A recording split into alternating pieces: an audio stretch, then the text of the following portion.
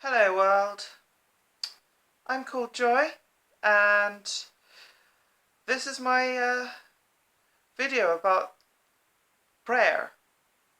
So as you might have noticed, there is a crucifix painted on my face. It's not actually meant to be the flag of Cornwall, it just sort of accidentally happened to be that. But yes, it is a crucifix. It's supposed to match the cross pattern on my top. Just so that we're clear. Obviously, I'm wearing this crucifix and stuff ironically. I hope you understand that. Currently, we are living in some very troubled and uncertain times because of the whole pandemic situation. And now more than ever, some might be tempted into try praying. Especially the religious people, but even the non-religious people. And some of you in the audience might think that I'm a terrible person for dumping on an action that others do that doesn't directly affect me and doesn't directly cause harm. What harm could it do? Prayer follows the golden rule. Do what you want as long as you don't harm other people, right? Well, I'm here to explain in this video why try praying is potentially very harmful advice. So, what inspired me to talk about this is not actually the pandemic at all, but it was a sign by an organisation called Trypraying in a shop window that I passed, and I felt compelled to speak on it. So, like all organisations, Trypraying has a website that I'm going to take a look at. And it says, Trypraying is for those who are not religious and don't do church. Now keep that statement in mind as I go through the rest of the material here. And I think you might spot something a little bit off. Trypraying is an invitation to start a conversation with God over 7 days. Generally speaking, conversation is something that 2 or more people have together. God's never been known to actually reply. They could be waiting a long time on that one. The desire to reach out to God is basic to many people. Trypraying is a resource for people like that. No church connection or interest, but open to find out about God. The Trypraying booklet is a 7-day prayer guide and is now being used by many to pass on to friends and family with a few words of encouragement. Why don't you try praying for a week and see what happens in your life? Now that is the first alarm bell that's ringing for me, because that's kind of emotionally loaded language and that's manipulative. Not only that, just because the desire to reach out to God might be popular for a lot of people, still doesn't necessarily make it accurate to real life as to what the truth is, whether there is a God or not. Like, I might want to reach out to, I don't know, say, Captain Marvel, but I can't, because fiction. But it also says here, many people in the UK pray, 27 million adults pray, 1 in 5 people who say they are not religious pray, and 1 in 3 people believes God will answer their prayers. I don't know how they found these statistics. It doesn't cite any sources whatsoever. But even if these are true, beliefs aren't evidence. And this is just an appeal to popularity fallacy. Anyone there? Imagine a conversation between twins in the womb. Stupid idea because they can't talk, but go with it. One says, we've got a mother who has made us and is all around us. One day we will meet her. The other says, there's nothing outside this life, we've got all we need. I'm not so sure about this idea of a mother. There is nothing more than we can see here. I find the idea of having a mother rather unscientific, amusing in fact. The truth is, God is all around us. We can reach out and find him because, in fact, he is not far from anyone. This is bollocks. This is ridiculous straight away. And what they're trying to say is the fetus in the womb who doesn't believe in a mother is clearly wrong. Well, yeah, of course that fetus is clearly incorrect because there is obviously a carrier. There is a biological mother there. But what evidence is there for God?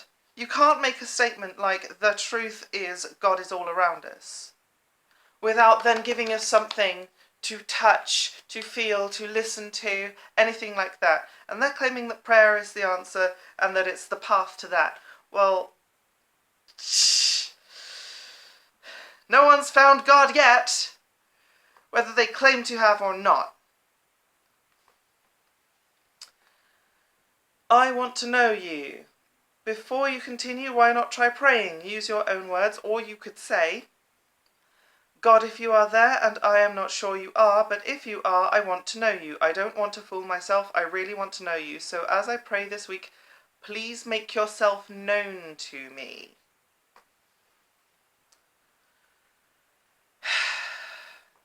Now this is conditioning this person's mind to believe and to look for signs, to look for evidence. Basically, it's the kind of... I'll go into it in more detail after I've read the whole thing, but it's just prepping and priming your mind to then go out and look for things and notice things that are completely innocuous and circumstantial and coincidental and don't have anything to do with anything. But suddenly you're going to have this attribution to, oh, the prayer is working, God is out there. This part. Jesus said, everything is possible for one who believes. Ask God to help you believe. God, it feels a bit strange talking to you, but I'm giving it a go. Perhaps you are closer than I think. If that's true, then I'm not going to ask for a sign, but I'm going to ask you to remove anything that stops me from seeing you. Well, they did it.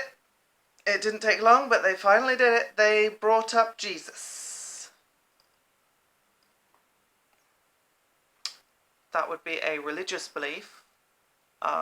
You can claim to be non-religious all you like, but that is a religious thing right there.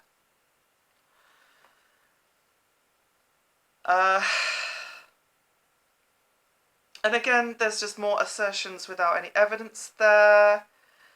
And the whole thing about switching the language between show me a sign and now don't stop me from seeing anything.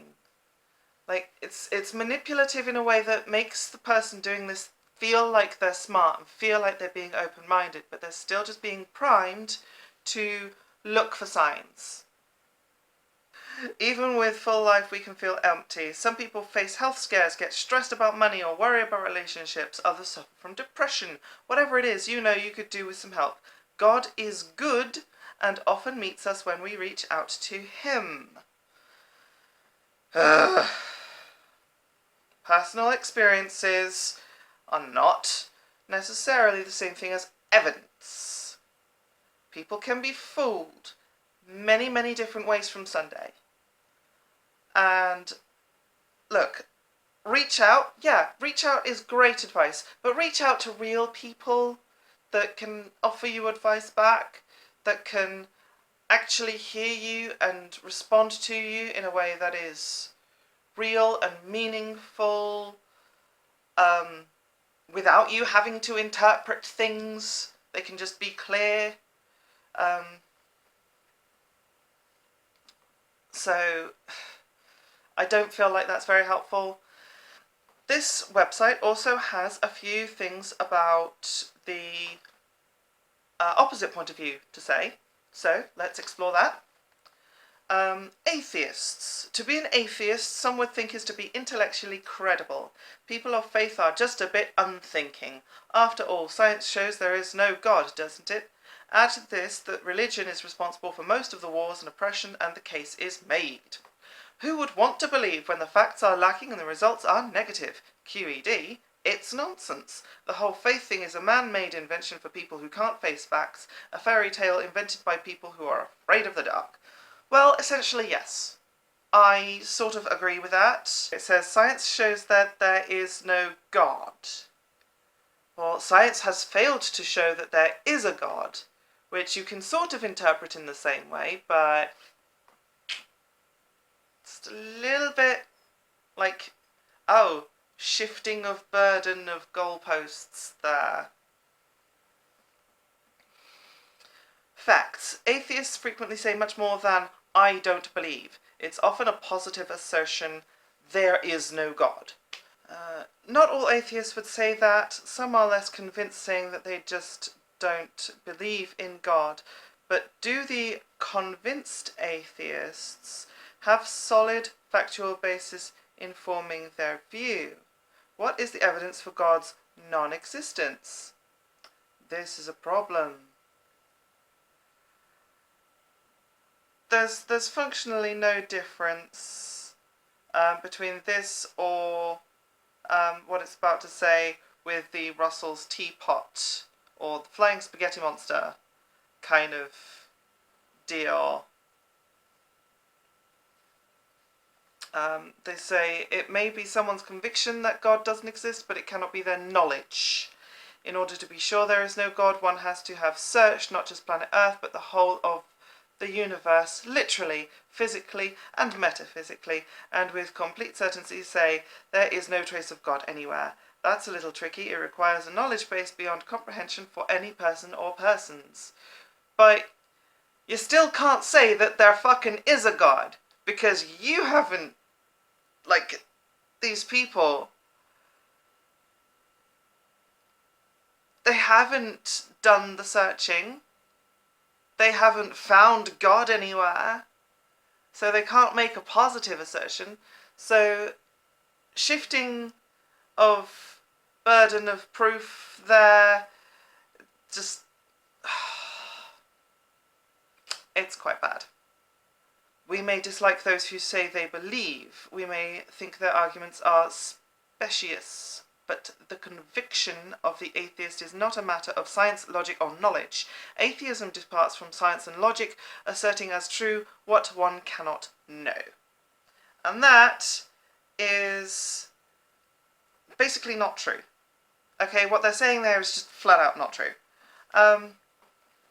First of all, I, as an atheist, dislike people who say that they believe in God. Not because they say they believe in God, not because they believe in God, but for the things of what they do with that belief, the way that they twist it and manipulate other people with that belief. Like wars, like slavery. No, actually most atheists say, we don't know. We can't know. We don't know. Like, stop trying to fill in God into this gap of our knowledge. Like, that's what I see atheists saying most. And the fact is that we have no evidence for the existence of a God, so we might as well act like there is no God. This next part's funny.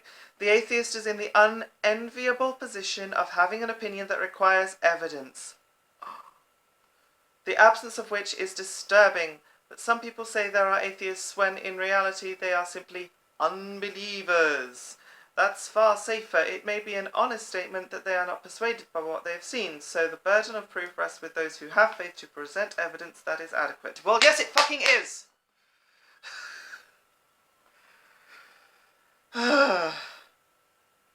And the whole thing about, like, the distinction between atheist and unbeliever, Like, there are separate meanings, but functionally they tend to be the same thing. Skeptics. Love this part. There are flaws in the lives of those who say they believe. It's easy to be skeptical or cynical about those who say they have faith. You are not persuaded about it all, and being gullible or religious is to be avoided. So what could make it different? Is there evidence worth considering? Well, first of all, yeah, thanks for steel manning the skeptic position, at least. Being gullible is to be avoided. So, the origins. For some, the origins of the universe force questions that can only be answered by recourse to a first cause outside the universe. This old chestnut. The Big Bang, which scientists calculate took 13.7 billion years ago, raises the issue of what was there before. If the universe is expanding from an enormous explosion at a point in time and space, what was there at the start, and what caused the start? How can nothing explode? The unanswerable question of how we can get something from nothing hangs menacingly in front of us. No, it does not. What that does is just brings up the old chestnuts of infinite regress, special pleading, where did your God come from?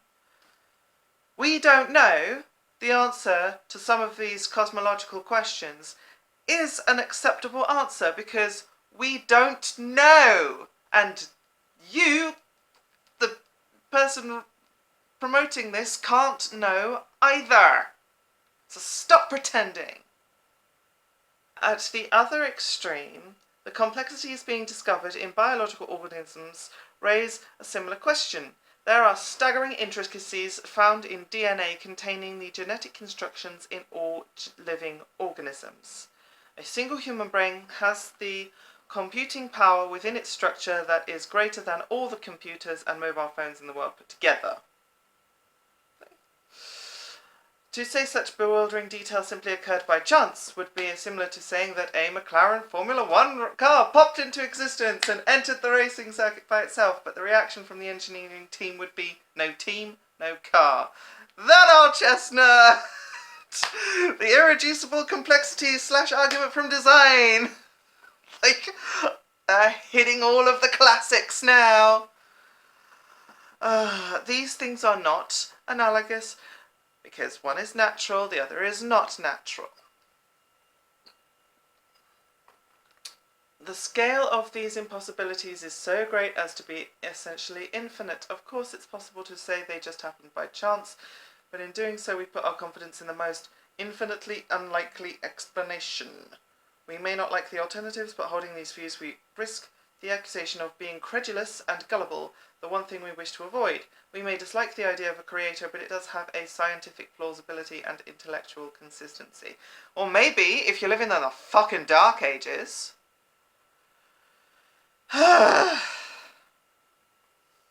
Look, it's plausible, but it's not the only possibility. Or else, why would there be other religions with different explanations as to why these things came about? This is essentially just a God of the Gaps argument. Again, you've got the possibility that it was God of the Bible. You've got the possibility that it was God of the Quran. You've got the possibility that it was God of Hinduism, lots of gods of Hinduism. You've got the possibility that there was no gods involved. You've got the possibility that in the beginning God created the heavens and a transvestite who pooped mozzarella dinosaurs. Like, you can't fucking claim this shit without actual evidence. Experience. Another route is the miraculous. A man who was blind sees, a cripple walks, a person's cancer disappears. These are not fables from distant lands, but documented and medically verified experiences of people who have had prayer with this result. There are so many miracles it becomes hard to deny them or attribute them to fanciful alternative explanations. They raise questions and make it hard to maintain a merely secular view of the universe. That view can only be maintained by avoiding facts rather than following them.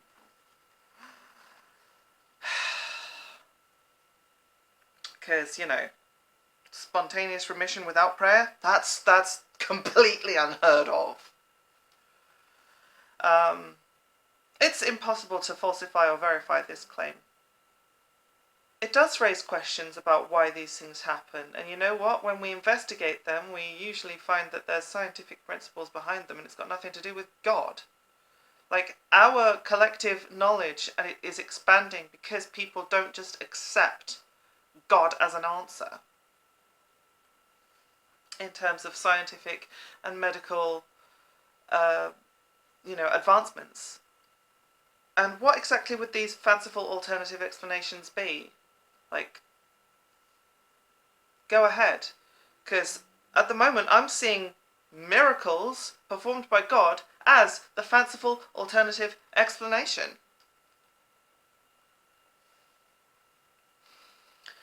Along with that, one has to consider the experience of countless thousands of people of all shapes, sizes, cultures, and education that seem to have the experience of coming to know God in a personal way. This has brought a change in them which has brought improvement to their lives and a conviction that God is real. Well, yeah, experiences are always coloured by the religion of the region. So, someone brought up in a Christian society will see Christian iconography, will see Jesus and Virgin Mary, and someone brought up in like Hindu society will see some Hindu gods, Brahman and Vishnu and everybody else. Like, those experiences are always coloured by the information that that person has received before. The human brain is so malleable to stories, and the human memory is so fallible that we can't trust our own experiences and our own memories to be real. That's why we have evidence in court. That's why DNA testing is a thing now. That's why there's cameras everywhere to record crimes that happen. Because we know that one person's word against another is not a great argument.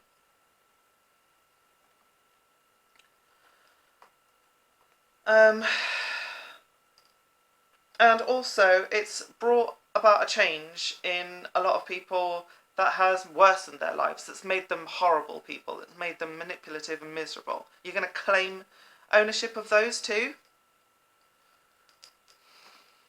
Says, to dismiss so many experiences would show a commitment to being an unbeliever in spite evidence to the contrary. The issues above do not prove the matter, but they raise questions which make many people look for explanations. For the skeptic, it's worth checking these things out. Whether Jesus existed, what he did, and what he said, because on offer is the possibility of a relationship with our Maker. Well,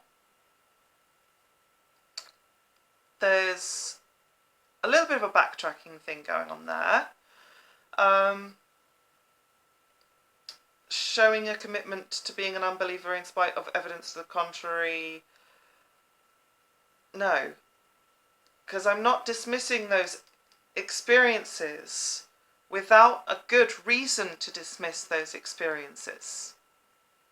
Okay? There's been fucking psychological studies on how the brain works.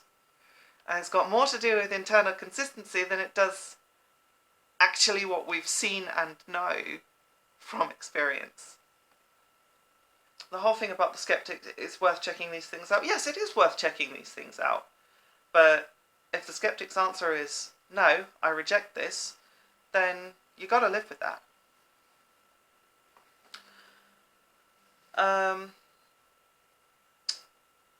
Christian faith is essentially an evidence-based faith. Don't make me fucking laugh. It is not believing something for which there is no evidence. It is believing something for which there is evidence, and the evidence is credible. Is it now? Let's see what evidence they give. The accounts of the first Christians, together with authors from outside the Christian faith, enable us to be sure Jesus existed. We can be confident that information about his life and words is reliable. Far from being shaky or uncertain, our knowledge of Jesus is more complete and detailed than other figures in the ancient world. Still doesn't mean it's fucking good enough. The written accounts of what people said they saw is not necessarily what people saw. Because people can lie. they say they're not religious and then they keep asserting religious beliefs. Like, that's the part that pisses me off. Understand something about God. God is not distant and uncaring, but close and compassionate. He is as close as a mother to a child in the womb and has greater love. The greatest statement of love was expressed when Jesus said, God loved the world so much that he sent his only Son so that all who believe in him may not perish but have eternal life. Well, if that's fucking true, why are people dying? And the greatest demonstration of that love was that he gave his life on behalf of others when he was crucified. Ah, right, okay. So, sacrifice. I forgot about the sacrifice thing. The only religion to have the whole sacrifice thing and then the back to life stuff and just, no. Understand something about yourself. Things are not good. The world is in a mess and people are in a mess. And that's before all of this crazy shit happened. The root cause that we have turned away from God. The symptoms of that root cause are an impressive list of hidden and explicit shame, greed, selfishness, violence, sexual immorality, pride, criticism, war, abuse, cynicism, grumbling. The list could go on. All of this tells us that life on earth is not as it should be and that we play our part in the problem. We need forgiveness and a new way of doing life. Well, you know what? We could probably stand to be a bit more forgiving, but of each other, not wait for this, like, incredible God figure to do it for us. And then the last part, how can we experience it? Understand this is for you. Tell him that it's what we want. Jesus has made this possible, so all we do is accept it. It will mean we are forgiven for our failure, given a new type of life with his spirit in us, and the promise of a future beyond death. Those who have done this say it is the most profound step into the greatest reality. But nobody's come back from the dead and fucking told us this. Not even Jesus. He's just recorded to have done this. Do you want this? Jesus said we need to receive him. Those who receive him become children of God. That sounds pretty much like the ending to every chick tract in existence. It's preachy. Don't do it. Okay, so, is this doing nothing but harm? Well, for a publication that promised irreligiosity, it was explicitly Christian, and therefore I find it hypocritical. Straight off the bat. The invitation to try praying and see what happens has this biased filter, and it's what I call the horoscope effect.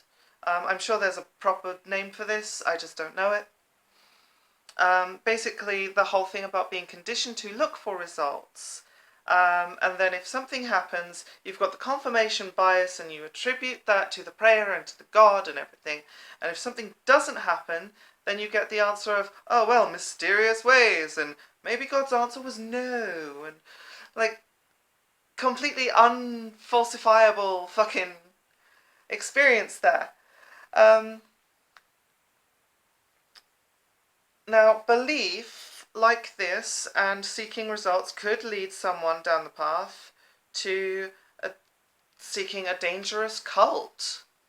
If that sign just happens to be something by jw.org or fucking the Scientologists or whatever.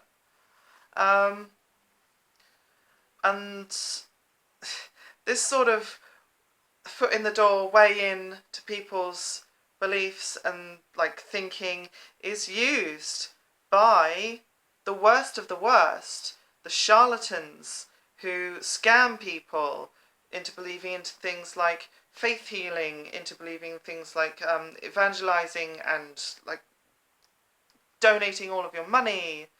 And that is, like, the worst kind of religious human behavior.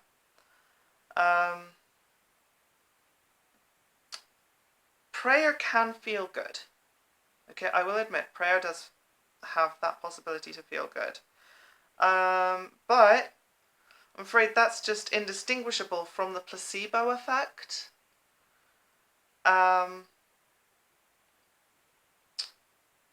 you're putting faith into believing is the thing that does you good. It's not the thing you're actually believing in. So I can't believe in it because I know about the placebo effect.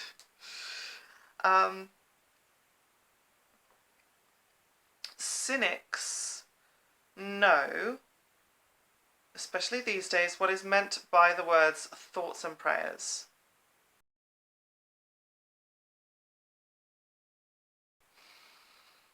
Now, praying can lead to believe that they are helping in situations when in fact they're not helping, and it discourages them from doing actual good actions, real tangible actions that help other people and the world, because they think, oh well, I've prayed, you know, that's something.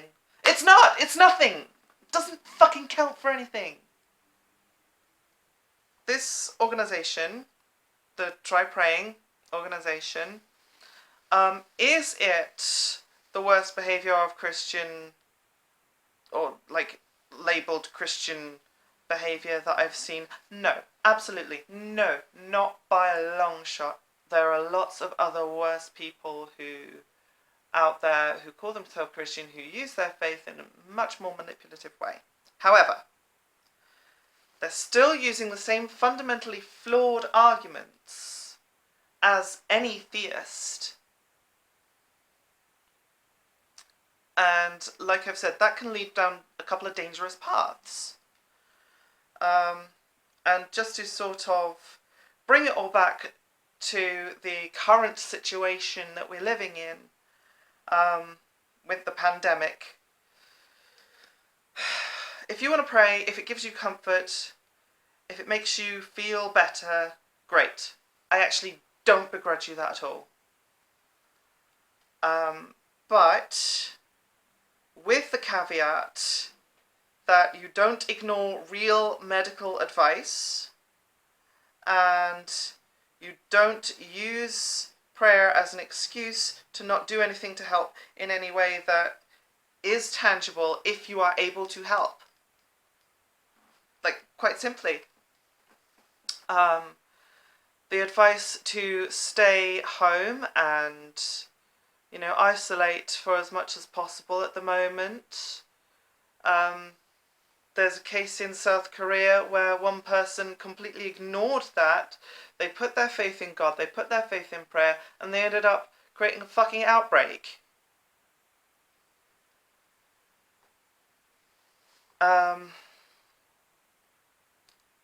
So, yeah. Anyway, that's everything I have to say about this particular topic. I know it's a really, really long video. I hope that it all kind of comes together.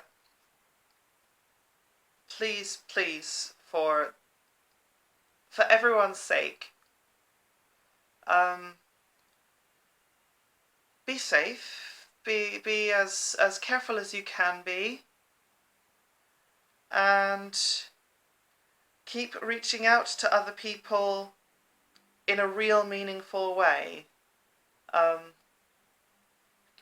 Because it helps. It helps people feel less alone during this really crazy time. And the fact that we have the technology and the advancements to be able to do that now is so powerful. So anyway, I will sign off. It feels a bit weird doing this in my usual way, but I want a positive spin on things, so non-binary is valid, god damn it. Not all atheists would say that. Some are less convincing, just that they don't believe in God. Oh, fuck's sake. At the other extreme, the complexities begin